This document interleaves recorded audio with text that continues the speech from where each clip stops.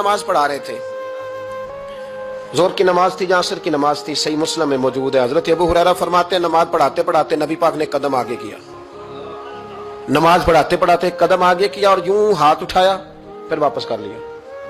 अब नमाज पढ़ के ना तो सलाम फेरा तो सहाबा अर्ज करने लगे या रसूल अल्लाह सल्लल्लाहु अलैहि वसल्लम, वो नमाज में पैर भी आगे किया तो हाथ भी उठाया, तो वजह क्या थी? पहला सवाल तो यह है कि आप लोग नमाज पढ़ रहे थे या हुजूर को देख रहे थे?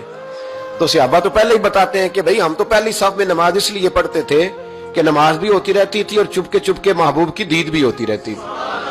हुजूर से पूछा या रसूल अल्लाह, वो नमाज पढ़ते पढ़ते कदम आगे बढ़ाया आपने तो फिर पीछे कर लिया, क्या था?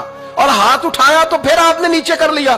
तो नबी करीम फरमाने लगे नमाज पढ़ाते पढ़ाते जब मैंने कहा ना समी अल्लाहु लिमन हमीदा, अचानक मेरी नजर उठी तो जन्नत में चली गई। नजर उठी तो जन्नत में, तेरे लिए 2-4 कदम अर्श बरी है। तो महबूब फरमाते हैं जब मेरी ऊपर नजर गई ना तो मैंने देखा कि अंगूरों का एक खोशा लटक रहा है जन्नत में, तो मैंने हाथ बढ़ाया कि तोड़ लूं। हुजूर खड़े हैं मस्जिद नबवी में और फरमाते हैं कि मैं यहां खड़े होकर हाथ ऊंचा करूं तो मेरा जन्नत तक पहुंच जाता है। फरमाया मेरा इरादा हुआ कि वो खोशा जन्नत का तोड़ लूं और जरा मैंने पैर आगे बढ़ाया ही था तो मेरे दिल में ख्याल आया कि जन्नत राज है तो राज ही रहनी चाहिए, ये राज खोल गया तो मजा नहीं आएगा।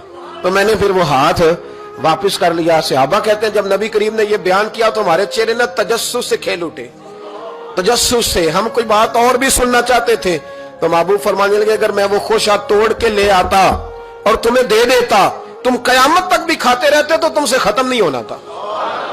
ये सही मुस्लिम की हदीस है। ओ भाई, मेरे रसूल करीम के वाक़या में राज पे शिकवा करना, कहना समझ में नहीं आती कैसे गए थे। तो तू जो चाहे तो हर शब हो मिसाले शबे असरा, इसलिए कि तेरे लिए 2-4 कदम